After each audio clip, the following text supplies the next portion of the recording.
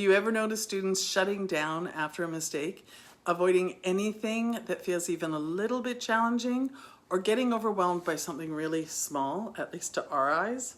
These patterns often connect to learned helplessness, which is a lack of resilience. Thankfully, resilience is not static, it's not fixed. It's something we can intentionally teach and strengthen over time. And resilience is not about being tough, it's about learning to recover, try again, problem solve, and trust themselves enough to keep going.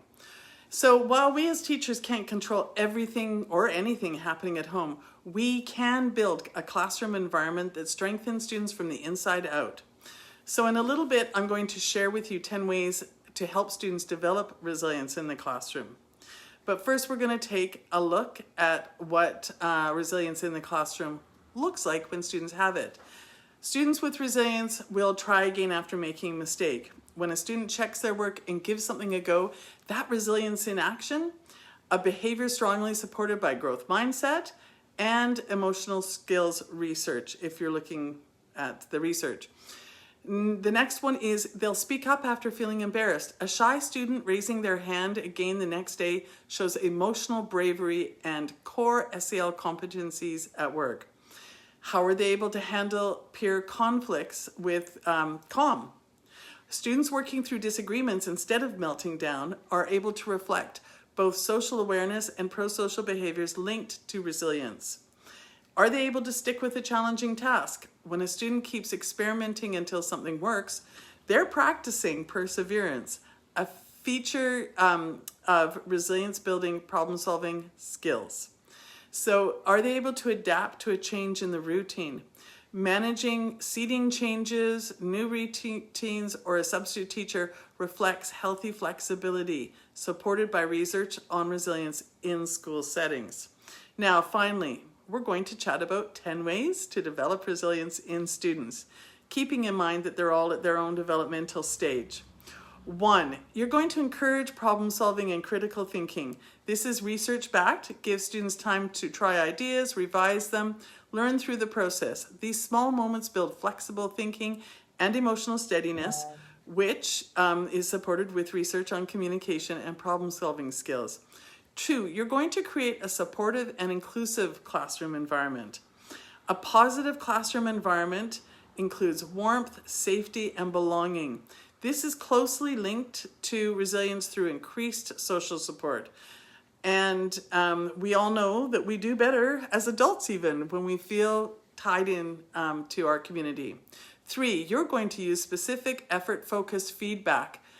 Feedback like, you stuck with this even when it was tricky, reinforces perseverance. Effort-based feedback boosts motivation and self-belief, which is consistent with self-efficacy research for children.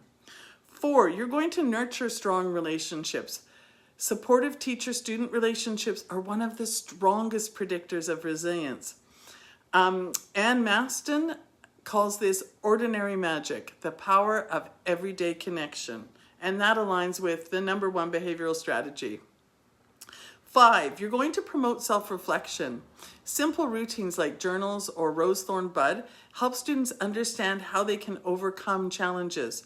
Reflection strengthens self-efficacy, and this is strongly tied to resilience development. 6, encourage servant-hearted leadership and other known as pro-social behavior. This helps others build confidence and purpose.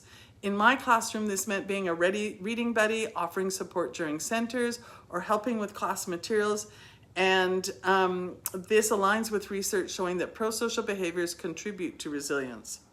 Number 7, you're going to maintain predictable daily and weekly routines. Predictable routines lower anxiety and support emotional regulation. Daily shape of the day cards and weekly previews are going to build your students' safety. And it doesn't mean that there's never a deviation from the norm, but the norm keeps them stable. 8, teach students how to handle big feelings, movement breaks, breathing exercises, quiet corners. These tools help your students to regulate their emotions. This connects directly to emotional skills and resilience research. 9, build healthy habits together. Healthy eating is not a primary cause of resilience, but it is a secondary cause. And regular movement isn't listed as a core resiliency skill, but stable energy and emotional regulation absolutely support resilience. While I couldn't control what my students ate, I could model balanced habits and help students notice how their bodies felt. Okay, number 10. You're going to guide students in setting and reflecting on small goals. These small goals build persistence, planning, and self-confidence. They align closely with self-efficacy research in elementary students. And your kids are not too young. I've done it with 6 and 7-year-olds. Okay, so some sample activities to build resilience. Storytelling and discussion. Story gives students a safe way to explore, challenge, perseverance, and resilience. This is supported through research on resilience-related problem solving.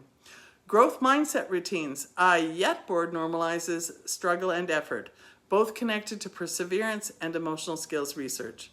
Role-playing and conflict problem solving. You're going to use practice scripts and strategies which help students to feel more confident during real conflicts, which aligns with school climate and pro-social research.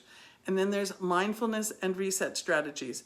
Breathing, stretching, quiet corners, all strengthen the emotional regulation. Goal-setting workshops, reflection and progress tracking builds self-efficacy, and this is a key part of resilience development. Now, for some final thoughts. Teaching resilience isn't about being perfect. It's about being consistent, calm, and intentional. Every time we encourage problem solving, reflection, emotional regulation, collaboration, and small acts of leadership, we're building lifelong skills that carry students far beyond our classrooms. I hope this has given you some ideas, some strategies you can implement even starting tomorrow, because the more resilient our students are and the more they feel confident and believe in themselves, the lower the temperature in your classroom becomes. So thank you for joining me today, and I hope to see you soon. And this is part of a series on resilience, so you might want to check out the playlist, and I'll have it linked in the comments. Bye for now.